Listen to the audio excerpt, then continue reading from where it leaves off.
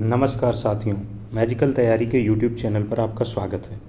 हम mock test series चला रहे हैं एसएससी जेई के जनरल अवेयरनेस सेक्शन के लिए। अगर आप एसएससी जेई 2024 की प्रिपरेशन कर रहे हैं और मैजिकल तैयारी चैनल से जुड़कर यूट्यूब के वीडियोज के अलावा अन्य लाभ उठाना चाहते हैं, पीडीएफ्स हुए, अदर बैचेज हुए, किसी एग्ज़ाम की इन्फॉर्मेशन हुई या कुछ भी पूछना चाहते हैं, तो आप दो कॉन्टैक्ट्स नोट कर लीजिए।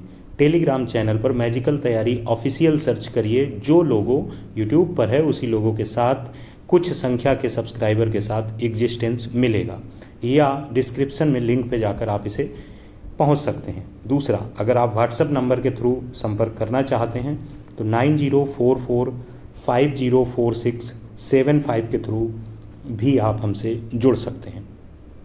मॉक टेस्ट 3 में हम यहाँ 50 क्वेश्चन में 45 क्वेश्चन डिस्कस करेंगे। 5 क्वेश्चन आपको पीडीएफ के थ्रू मिलेंगे जो कि करंट अफेयर सेक्शन के होंगे। पहला क्वेश्चन यहाँ पे है, what is the correct full form of JPEG. Computer का क्वेश्चन है, 1 या 2 क्वेश्चन एग्जाम में आते ही हैं। जेपीईजी जो इमेज के फॉर्मेट में हम कन्वर्ट करते हैं, जिसमें पीएनजी और जेपीईजी होता है। जेपीईजी का फुल फॉर्म पूछा गया है, पीएनजी का फुल फॉर्म कमेंट में बताइए। कमेंट आपके पार्टिसिपेशन की इंटेंसिटी और हमारे लिए एक जल्द से जल्द वीडियो लाने के लिए एक इंस्पिरेशन होता है। मैं ये नहीं कहता हूँ कि आप अननेसेसरी कमेंट करिए, लेकिन कहे गए क्वेश्चंस के कमेंट आपकी पार्टिसिपेशन के लेवल को दर्शाता है। क्वेश्चन में पूछा गया है, what is the correct full form of JPEG. What is the correct full form of JPEG. Joint photographic experts group. Joint photographic experts group, ये जेपीईजी का करेक्ट फुल फॉर्म है। अगला क्वेश्चन है, what is true for photosynthesis. Photosynthesis के लिए सही क्या है। फोटोसिंथेसिस का जो प्रोसेस है, इससे रिलेट करके बहुत क्वेश्चन पूछे जाते हैं। उसमें से जो क्वेश्चन यहाँ पे पूछा गया है, उसमें पूछा गया है कि कौन सी चीज़ रिड्यूस होती है और कौन सी चीज़ ऑक्सीडाइज होती है। CO2 यहाँ पे रिड्यूस होती है और वाटर जो होता है H2O वो ऑक्सीडाइज होता है। टेक्निकली होता क्या है कि जो सूर्य की ऊर्जा है, सोलर एनर्जी है, वो केमिकल एनर्जी में बदल जाती है और उसको बदलने में एल्गी का रोल होता है। पत्तियों में क्लोरोप्लास्ट होता है, जिसके अंदर अन्य जो क्लोरोप्लास्ट के अंदर जो कंपाउंड्स होते हैं वो मिलकर इस सारे प्रोसेस को संपन्न करते हैं। मेन चीज़ जो आपको याद रखनी है वो है कि सोलर एनर्जी केमिकल एनर्जी में बदलती है, पहली चीज़। दूसरी चीज़, इसमें ग्लूकोज का निर्माण होता है, जहाँ 6 CO2 और 6 H2O मिलकर ग्लूकोज बनाते हैं। इसमें कार्बन डाइऑक्साइड आपकी रिड्यूस होती है ग्लूकोज के फॉर्मेट में, वाटर रिड्यूस ऑक्सीडाइज होता है ऑक्सीजन रिलीज करने के लिए। इस सारे प्रोसेस को ही फोटोसिंथेसिस कहते हैं। तो यहाँ पे करेक्ट ऑप्शन आपका हो जाएगा, carbon dioxide is reduced and water is oxidized. Carbon dioxide is reduced and water is oxidized. Correct option B part हो जाएगा। ये सारे क्वेश्चन कम्युनिटी पर मॉक टेस्ट 3 के साथ डाले गए हैं। वही चीज़ मैं यहाँ इसलिए डिस्कस कर रहा हूँ कि एक एक करके क्वेश्चन डलने में हो सकता है या पूरी संभावना है आपके पास वो ग्रेविटी उन क्वेश्चन से रिलेट करके इन्फॉर्मेशन रिटेंटिविटी न रह पाए। अगला क्वेश्चन है, under which constitutional amendment act the number of Lok Sabha members were increase from 525 to 545। यानी आज जो हमारे सामने लोकसभा मेंबर्स का नंबर है, जो चुनाव हो रहा है, वो पहले कभी 525 मेंबर्स हुआ करते थे। कब बदला? ये 31st अमेंडमेंट के साथ बदला 1972 में, और इंक्रीज किया गया नंबर 525 से 545। करेक्ट ऑप्शन ए पार्ट होगा। अगला क्वेश्चन है, chairman of Rajya Sabha. Chairman of Rajya Sabha कौन होता है? चेयरमैन ऑफ राज्यसभा कौन होता है? चेयरमैन ऑफ राज्यसभा होते हैं उपराष्ट्रपति। वो पूछ रहे हैं कि कब वोट कर सकते हैं, वोटिंग का राइट है कि नहीं, नॉर्मल कंडीशन में वोट करते हैं या टाई की कंडीशन में करते हैं। तो आर्टिकल 100 ऑफ द कॉन्स्टिट्यूशन ये अपने आप में इंपॉर्टेंट हो गया। क्या कहता है? स्पेसिफाई करता है, स्पेसिफिकली और clearly lays down that the chairman of the Rajya Sabha shall have a casting vote in case of an equality of votes though he shall not vote in the first instance. जब equality आ जाए दोनों पक्षों में किसी भी संदर्भित बिल में, तब वो वहाँ पर वोट कर सकता है। Can vote only in case of a tie. तो correct option A part. The practical unit of capacitor, capacity of a capacitor, practical unit क्या होती है? तो फैराडे है। फैराडे प्रैक्टिकल यूनिट है। आपने म्यू एफ या एफ लिखा भी देखा होगा। The capacity of the capacitor is 32 mu F या एफ, जनरली म्यू एफ में रहती है। तो करेक्ट ऑप्शन सी पार्ट होगा। नेक्स्ट क्वेश्चन है विच of the following is in insect born disease. Insect born diseases हैं जैसे जीका वायरस है, येलो फीवर है, मलेरिया है, ये सबसे फेमस इंसेक्ट डिसीजेज हैं, और भी अदर नेम्स हैं। पहले उनके पॉइंट ऑफ व्यू से हम देखते हैं तो हमें येलो फीवर मिल जाता है, तो इंसेक्ट बॉर्न डिसीज ये हो जाएगी, जबकि पोलियो, इन्फ्लुएंजा, स्पाइलस ये वायरस बैक्टीरिया से रिलेट करके डिसीजेज हैं। अब इंडिविजुअली अलग अलग जब अदर क्वेश्चन सामने आएंगे तब डिस्कस करेंगे। यहाँ पे जो पूछा गया क्वेश्चन है उसका करेक्ट ऑप्शन येलो फीवर है। इसके अलावा जीका वायरस, फीवर और मलेरिया भी इंसेक्ट बॉर्न डिसीजेज हैं। अगला क्वेश्चन है who was the inventor of radio activity. एक बच्चे ने कमेंट किया था इस क्वेश्चन पे कि इन्वेंटर की जगह डिस्कवरी होनी चाहिए। बिल्कुल होना चाहिए, मैं भी इस बात से सहमत हूँ। इन्वेंशन किसका होता है, डिस्कवरी किसकी होती है, इस पर ऑब्जेक्टिविटी है, लेकिन ये क्वेश्चन एज इट इज पूछे गए क्वेश्चंस ही हम डिस्कस करा रहे हैं। यहाँ पे हम क्रिएटिविटी केवल करंट अफेयर्स में लगाते हैं, बाकी जो क्वेश्चन है वो चूंकि पूछे हुए क्वेश्चन ही तमाम तरीके से रिपीट करके आते हैं, इसलिए हम नहीं लगाते हैं। ये क्वेश्चन SSC MTS या SSC CHSL में पूछा गया है। फिलहाल वो इन्वेंटर हो या डिस्कवरी हो, रेडियो एक्टिविटी को रिलेट करते हैं हेनरी बैकरल से।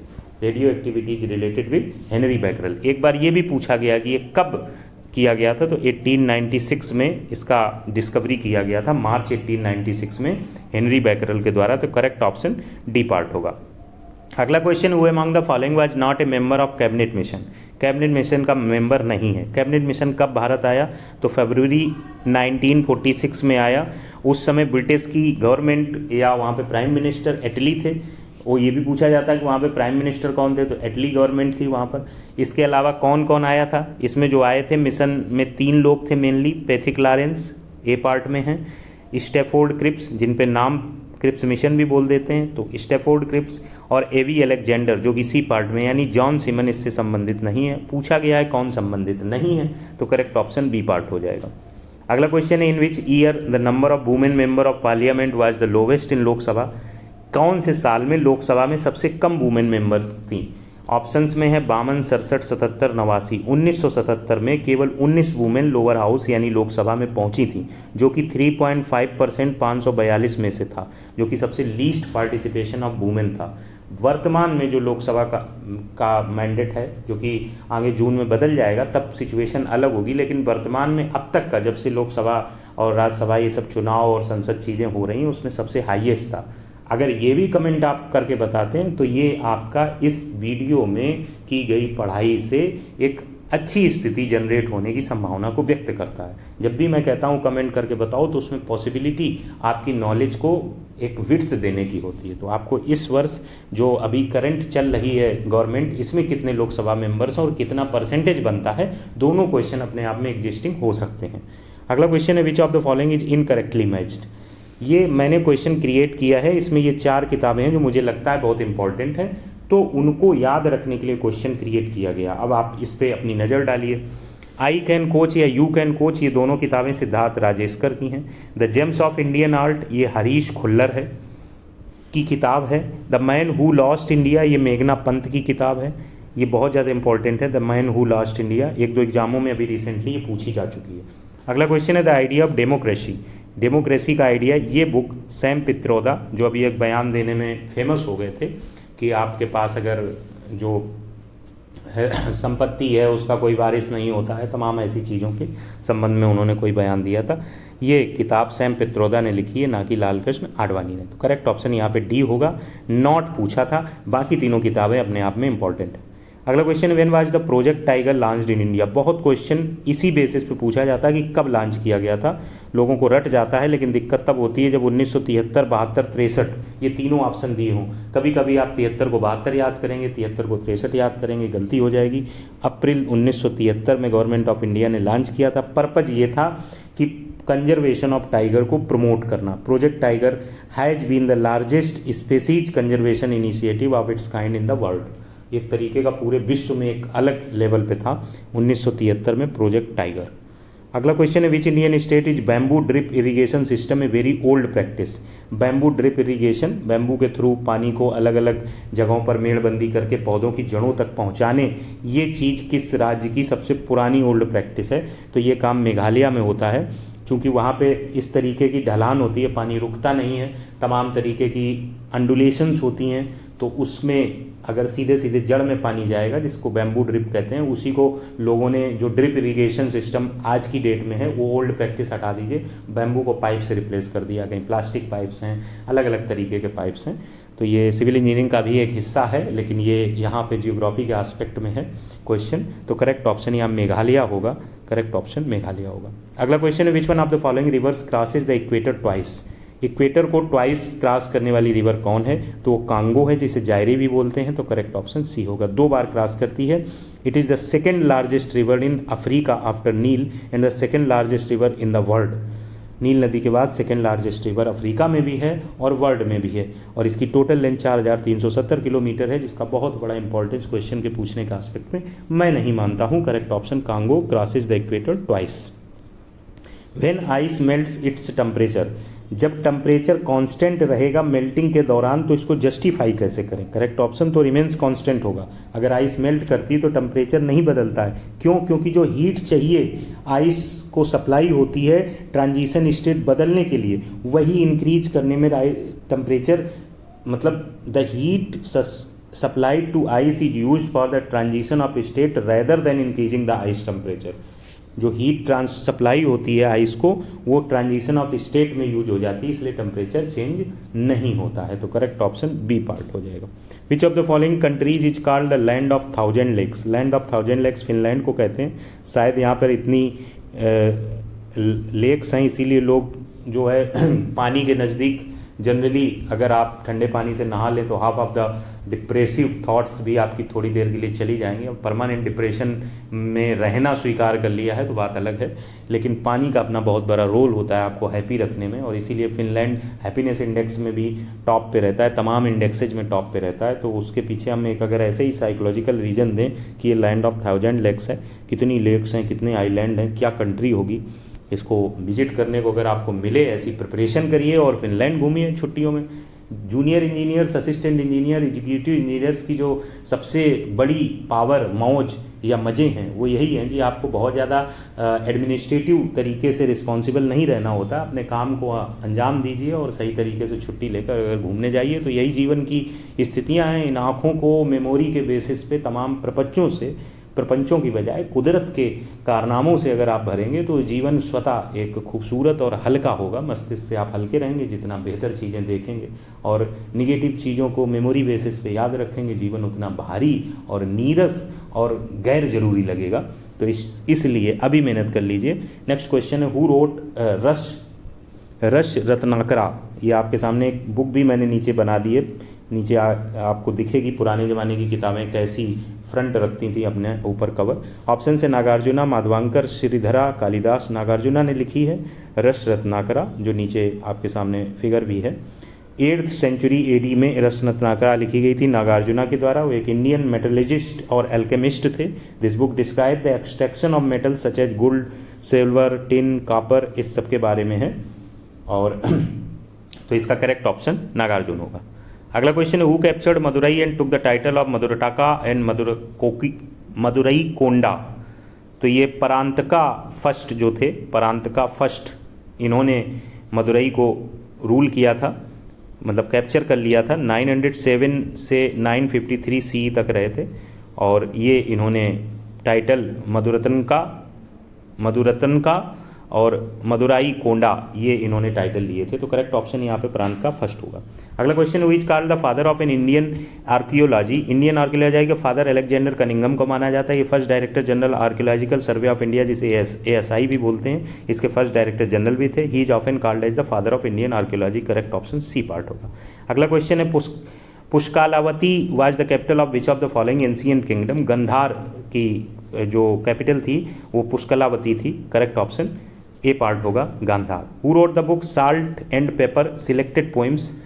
ये किताब किसने लिखी है? तो सुकृता पॉल कुमार ने लिखी है पुस्तक salt and pepper selected poems. इनके लिए इनको कोई अवार्ड दिया गया है, अगर आप कमेंट में बता सकते हैं कि इस पुस्तक को कौन सा अवार्ड मिला है, बल्कि सुकृता पॉल कुमार को इस पुस्तक के लिए कौन सा अवार्ड मिला है, तो 3 क्वेश्चन हो जाएंगे जिनको आप कमेंट करके बता सकते हैं। अगला क्वेश्चन है who is the 84th grand master of India. 84th grand master of India बड़ी फेमस रही हैं, वैशाली रमेश बाबू हैं। फेमस होने के इनके दो रीजन हैं, एक तो ये 84th ग्रैंड मास्टर हैं, दूसरी चीज़ ये है कि वैशाली तीसरी women grand master of India बन गई हैं कोनेरू हम्पी और हरिका द्रोणावल्ली के बाद। कोनेरू हम्पी और ये सिस्टर हैं जिसने अभी नाम किया था आर प्रज्ञानंदा, जो फिडे वर्ल्ड कप का रनर अप रहा था। वैशाली उनकी सिस्टर हैं और first Indian brother sister pair है जिसने ग्रैंड मास्टर स्टेटस चेस में प्राप्त किया है। तो ग्रैंड मास्टर चेस से रिलेट करता है, तो 84th grand master Vaishali Ramesh Babu. और ये थर्ड वुमेन भी हैं, ये भी क्वेश्चन बन सकता है, वो is the third women grand master of India. तो कोनेरू हम्पी, हरिका द्रोणावल्ली भी ऑप्शन में हो सकते जो कि फर्स्ट और सेकंड है, तो ये थर्ड होंगी वैशाली रमेश बाबू। अगला क्वेश्चन है मलेशिया के billionaire Sultan Ibrahim Iskander ruler of जोहार स्टेट ने किस किंग के तौर पे जनवरी 2024 में जो शपथ ली है वो किस किंग के तौर पे ली है। ये मलेशिया के किंग हैं, तो ये इनका नाम है सुल्तान इब्राहिम इस्कंदर। ये जौहर स्टेट के रूलर भी हैं और ये 17वें किंग के तौर पे नेशन के सिलेक्ट हुए हैं और इन्होंने सुल्तान अब्दुल्ला सुल्तान अहमद शाह जो पहांग स्टेट के थे उनको रिप्लेस किया है। तो करेक्ट ऑप्शन यहाँ पे सी पार्ट हो जाएगा। अगला क्वेश्चन है the waves which are reflected back to the earth by ionosphere. Ionosphere से जो वेव्स रिफ्लेक्ट की जाती हैं वो टेक्निकली जो होता है वो रेडियो वेव्स होती हैं, इन्हें स्काई वेव्स भी कहते हैं। तो sky waves correct option B part होगा। In radio communication sky wave refers to the waves that are reflected and refracted from the ionosphere. ये भी पूछा जाता है कि रेडियो वेव्स कहाँ पाई जाती हैं, तो आइनोस्फीयर के एग्जिस्टेंस में बोला जाता है। Radio waves are related to the ionosphere, back and reflected, ionosphere, sky wave, radio wave, इस तरीके से ये सारी चीज़ आप याद रख सकते हैं। Which one of the following is a natural polymer.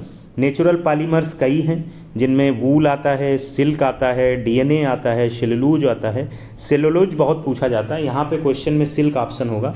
बाकी बैकेलाइट, केवलर और लेक्सन ये आपके नेचुरल नहीं हैं, आर्टिफिशियल हैं, कृत्रिम हैं, तो करेक्ट ऑप्शन यहाँ सिल्क होगा। इसके अलावा सेलुलोज बहुत पूछा जाता है, प्रोटीन और रबर तो होते ही हैं, सिल्क, वूल और डीएनए। तो सेलुलोज याद रखिएगा कि नेचुरल पॉलीमर है, सेलुलोज याद रखिएगा कि नेचुरल पॉलीमर है, सेलुलोज याद रखिएगा कि नेचुरल पॉलीमर है, और इसके अलावा वूल, प्रोटीन और रबर। अगला क्वेश्चन है who introduced dyarchy system in Bengal. Dyarchy system double government introduced by the government of India act 1919 और province of British India it was introduced in Bengal by Robert Clive. Robert Clive के द्वारा introduce किया गया था dyarchy system. तो correct option A part होगा। 25 का A. Who won the British academy book prize 2023 award. British academy book prize, हाँ prize लिखा हुआ है, अवार्ड भी बोल सकते हैं, 2023 का जीता है। ऑप्शन से Nisha Bishwala, Geetika Srivastava, Nandini Das, Falguni Shah. India born author Nandini Das has been named the winner of the 2023 British academy book prize for global cultural understanding, a leading international non fiction prize worth 25,000 GBP for her book. Book याद रखिए, courting India, England, Mughal India and the origin of empire. ये book किसके द्वारा लिखी गई है, तो ये बुक लिखी गई नंदिनी दास के द्वारा। इसको क्या मिला है, British academy book prize 2023। Along with the author book is also important, that is courting India, England, Mughal India and the origin of empire. Author is Nandini Das. Next question, which of the following waves has the highest wavelength. Highest wavelength किसकी है, highest wavelength होती है radio waves की, और minimum wavelength होती है gamma rays की। Radio wave, उसके बाद इंफ्रारेड वेव्स, उसके बाद एक्सरे वेव, उसके सबसे लास्ट में गामा रेज। तो यहाँ पे ये मैक्स है और गामा रेज आपकी मिन है। अगर मिन में क्वेश्चन पूछा जाएगा तो गामा लगाएंगे, अगर मैक्स में पूछा जाएगा तो रेडियो लगाएंगे। यहाँ पे मैक्स पूछा है तो रेडियो करेक्ट ऑप्शन होगा, गामा हमें याद रखना है। अगला क्वेश्चन है 1 nautical mile is equal to, 1 nautical mile 1875 metre या 1.875 किलोमीटर के बराबर होता है। तो करेक्ट ऑप्शन सी पार्ट होगा। The second equation of motion gives the relation between, second equation of motion होता है s बराबर ut plus half at square. s क्या होता है, डिस्टेंस होती है, पोजीशन को रिप्रेजेंट करेगा, और इसमें t के सापेक्ष हम ग्राफ बना सकते हैं, तो टाइम को रिप्रेजेंट करेगा। तो position in time second equation of motion देती है। ऑन अप्लाइंग ब्रेक्स, जब आप ब्रेक अप्लाई करेंगे तो कार रुक जाती है। क्यों रुक जाती है, क्योंकि फ्रिक्शन लगता है। Friction is required to stop a moving car. When the brakes are applied, it applied a friction force on the wheels to slow its rotation which eventually leads to the change in speed of the vehicle. जो brake होता है उसका purpose होता है कि वो, आप छोटी सी साइकिल को देखिए, अगर आप ब्रेक लगाते हैं तो रिम पर एक रबड़ लगी होती है, वो रबड़ उससे चिपक जाती है और उसको घूमने नहीं देती है। वो ना घूमने के पीछे रीजन फ्रिक्शन होता है जो कि रबड़ से स्टील के उस रिम पर लगता है। तो करेक्ट ऑप्शन यहाँ पे ए पार्ट होगा। The conversion of mechanical energy into electrical energy does not occur. Dams में मैकेनिकल एनर्जी इलेक्ट्रिकल एनर्जी में बदलती है, तभी हमें डैम्स आदि का यूज करके हम बिजली का उत्पादन करते हैं। एसी जनरेटर, जाहिर सी बात है, mechanical energy to electrical energy. DC generator, mechanical energy to electrical energy. चूँकि इन दोनों से हम अल्टीमेटली क्या निकालते हैं, इलेक्ट्रिकल एनर्जी, जबकि मोटर जो होती है उसमें इलेक्ट्रिकल एनर्जी मैकेनिकल एनर्जी में कन्वर्ट होती है, इलेक्ट्रिकल एनर्जी मैकेनिकल एनर्जी में कन्वर्ट होती है। तो करेक्ट ऑप्शन डी है, जो कि कही गई बात के अपोजिट है, तो ऑप्शन डी होगा। विच of the following is not a chemical change, कौन सा इसमें केमिकल चेंज नहीं है। केमिकल चेंज को समझने के लिए थोड़ी सी चीज़ को समझ लीजिए, जैसे राइपनिंग ऑफ फ्रूट है यानी फल का पकना है, बर्निंग ऑफ कोल है कोयले का जलना है, कर्लिंग ऑफ कर्ड है दही का जमना है। ये नॉन रिवर्सिबल चेंज हैं। अगर फल पक गया, अब आप इसे कच्चा नहीं कर सकते हैं, कोयला जल गया तो अभी बिना जला कोयला नहीं बदल सकते हैं। तो ये सारे केमिकल चेंज हैं। लेकिन इवेपोरेशन ऑफ वाटर, वाटर इवेपोराइज हो गया, अब आप चाहें तो ये बादल के रूप में कंडेंस होकर फिर पानी कन्वर्ट करके दे सकता है। तो फिजिकल चेंज की बेसिक मीनिंग यही होती है कि ये चेंज होकर लौट के उसी फेस में आ सकता है। तो फिजिकल चेंज है, नहीं बदल सकता है, तो केमिकल चेंज है। इसलिए इवेपोरेशन जो है फिजिकल चेंज है, नॉट ए केमिकल चेंज। तो करेक्ट ऑप्शन यहाँ पे सी पार्ट हो जाएगा, सी पार्ट हो जाएगा। Water boils at lower temperature at high altitudes because, water lower temperature पे बॉयल होता है हाई एल्टीट्यूड्स पे, क्यों? क्योंकि एयर प्रेशर कम होता है। Boiling point of water is lower at higher altitudes due to the decrease atmospheric pressure. A liquid boils when its vapour pressure exceeds the local total pressure. Liquid कब boil करता है? जब vapour pressure exceed कर जाता है local total process को। जैसे ही atmospheric pressure drop करता है तो वेपर प्रेशर इंक्रीज करता है more than the local pressure. In a nutshell कि जब वाटर बॉयल करता है लोअर टेम्परेचर पे हाई एल्टीट्यूड्स पे, उसका मेन बेसिक रीजन होता है कि एयर प्रेशर कम होता है। अगला क्वेश्चन है, what are the maximum numbers of electrons that can be present in a shell represented by shell number n। Shell number n से रिप्रेजेंट करें अगर सेल को, तो जो मैक्सिमम नंबर ऑफ इलेक्ट्रॉन्स हैं वो कितने हो सकते हैं कैन ऑक्यूपाई, वो 2n² हो सकते हैं, वो 2n² हो सकते हैं मैक्सिमम। तो करेक्ट ऑप्शन डी पार्ट होगा। क्या होता है जब रस्टिंग ऑफ आयरन होती है? तो वेट बढ़ जाता है रस्टिंग ऑफ आयरन की वजह से। ये भी क्वेश्चन पूछा गया एसएससी में। ऑक्सीजन एटम्स जो आयरन एटम से बॉन्ड होते हैं वो result in the formation of iron oxide. This weakens the bonds between the iron atoms and the object structure. The reaction of the rusting of iron involves an increase in the oxidation state. Iron की oxidation state 0 से 3 में चली जाती है, Fe 0 से 3 में चला जाता है, 3+ में चला जाता है। और अगर ऑक्सीडेशन नंबर बढ़ रहा है तो ये प्रक्रिया पूरी की पूरी एक तरीके से लॉस ऑफ इलेक्ट्रॉन्स हो रहा है, यानी कि ऑक्सीडेशन हो रहा है। तो करेक्ट ऑप्शन ए पार्ट होगा। अगला क्वेश्चन है, विच acid is present in acid rain. Acid rain में SOX और NOX होता है, जिसकी वजह से आपका जो सल्फ्यूरिक एसिड और नाइट्रिक एसिड बनता है H2SO4 और HNO3 बनता है। ऑप्शन में H2SO4 नहीं दिया है, HNO3 दिया है, एक ऑप्शन सिलेक्ट करना है। तो करेक्ट ऑप्शन सी पार्ट होगा। Consumption of fix capital is also known as. Consumption of fix capital का मतलब है कि deduction from income to account for the loss in capital value. अब फिक्स कैपिटल का कंजम्पशन कर रहे हैं तो डिप्रिसिएशन कहलाएगा ये। तो करेक्ट ऑप्शन सी पार्ट होगा। First 5-year plan was released in the year. पहला 5-year प्लान कब रिलीज किया गया? तो 1951 में लॉन्च किया गया था। उस समय इसको हम हैरड डोमर मॉडल भी बोलते हैं। पूछा जाता किस मॉडल पे बेस्ड था, तो हैरड डोमर मॉडल। और इस पर्टिकुलर प्लान के प्रेसिडेंट जवाहरलाल नेहरू थे। जबकि वाइस प्रेसिडेंट का क्वेश्चन जब पूछा जाता है तो गलत हो जाता है, जो आपको नहीं करना है गलत, गुलजारी लाल नंदा थे। तो करेक्ट ऑप्शन सी होगा 1951। अगला क्वेश्चन है, the 5-year plan was first launched in. 5-year plan की ही शुरुआत कब हुई थी? इससे रिलेट करके ये भी पूछा जाता है कि 5-year प्लान को शुरुआत करने वाले के पीछे पर्सन कौन है? तो जोसेफ स्टालिन थे, जिन्होंने इंप्लीमेंट किया था first 5-year plan. Soviet union यानी जो USSR भी बोलते हैं, कब किया था? 1928। तो तीनों चीज़ें इंपॉर्टेंट है, Joseph Stalin, USSR, 1928। In this particular question they are asking the country where it has been launched 5-year plan, तो ये USSR होगा। अगला क्वेश्चन है what is the smallest number of rows that table in MS word can have. This is the second question of computer in this particular mock test if I remember. इसमें पूछ रहे हैं MS word में एक smallest number of रोज कितनी हो सकती हैं, तो आपकी स्मॉलेस्ट नंबर ऑफ रोज आपकी एक ही हो सकती है, और ऐसे अगर नंबर ऑफ कॉलम्स पूछा जाए तो एक ही कॉलम हो सकता है। वही रो अगर होगी उसको कॉलम के रेफरेंस में देखेंगे तो 1 कॉलम ही बोलेंगे, तो कॉलम के रेफरेंस में भी मिनिमम नंबर ऑफ कॉलम्स अगर आप कहेंगे तो 1 हो सकता है। अगले क्वेश्चन की तरफ बढ़ते हैं। अगला क्वेश्चन है term dribble is used in which of the following space. Dribble का मतलब ड्रिबलिंग से समझिए, ड्रिबल आपकी वर्ब है, ड्रिबलिंग फीलिंग से आएगा आपको। बास्केटबॉल में जो ड्रिबलिंग होती है वो bouncing the ball on the floor continuously with one hand. जब बॉल को टप करते हुए आप चले जाते हैं तो वो टाइम भी काउंट नहीं किया जाता है एक तरीके से। तो it is the only legal way that a player may maintain position of the ball while walking और रनिंग। जब आप गोल वगैरह बास्केटबॉल का जो नियम होता हो उसके हिसाब से, तो ये बास्केटबॉल में होता है। करेक्ट ऑप्शन ए पार्ट होगा। How many players are there in Kho Kho. Kho खो में कितने प्लेयर होते हैं? खो खो में टेक्निकली 12 प्लेयर होते हैं, बट कॉन्टेस्ट होते दौरान केवल 9 प्लेयर दोनों तरफ से खेलते हैं, फिर बदलते रहते हैं, उनके अपने अलग अलग रूल्स होते हैं। और इसमें 2 इनिंग होती हैं। Each team gets 7 minutes for chasing और 7 मिनट्स फॉर डिफेंडिंग। तो ओवरऑल पूछा जा सकता है कि टोटल अमाउंट मिनट का कितना होता है, तो 14 मिनट होगा। अगर वन साइड का पूछा जाए कितना चेजिंग का कितना डिफेंडिंग, तो 7 मिनट आप लिखेंगे।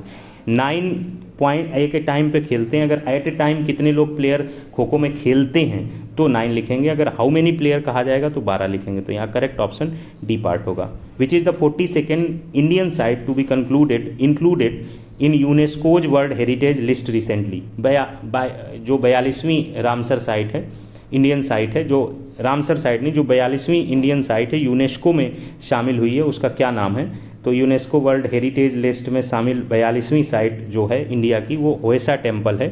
और होयसा टेम्पल कहाँ है? होयसा टेम्पल आपका कर्नाटक में है। ये भी पूछा जा सकता है। Hoysala temple has been included in UNESCO's world heritage list. It is located in which of the following state? तो कर्नाटका होगा। 44 क्वेश्चन है who has been awarded the Nobel prize in literature for the year 2023। Jon Fosse को मिली है। ये भी question बन सकता है कि जॉन फोसे किस देश से बिलोंग करते हैं, तो ये नॉर्वे से बिलोंग करते हैं। इसको याद रखिए, नॉर्वे के आथर हैं। और इनको innovative plays and prose which gives voice to the unsayable, ऐसी चीज़ें, नाटक और ऐसी चीज़ें लिखने को जिसमें जो बात कही नहीं जा सके उसको पिक्चराइजेशन के थ्रू बताना, इससे रिलेट करके जॉन फोस जो कि नॉर्वे के आथर हैं उनको लिटरेचर में नोबेल प्राइज़ 2023 का मिला है।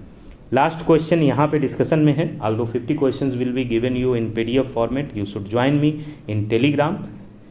लास्ट क्वेश्चन है क्या पोजीशन इंडिया की रही ग्लोबल हंगर इंडेक्स 2023 में? तो इंडिया की पोजीशन 111 रही। 2022 में इंडिया की पोजीशन 107 थी। भारत नीचे जाता चला जा रहा है और सीरियस कंडीशन इसे बोलते हैं ग्लोबल हंगर इंडेक्स में। तो करेक्ट ऑप्शन यहाँ पे डी पार्ट होगा। मिलते हैं नेक्स्ट मॉक टेस्ट में और कुछ और चीज़ें आपसे डिस्कस करेंगे। सिविल की भी कुछ चीज़ें जल्दी ही आने वाली हैं।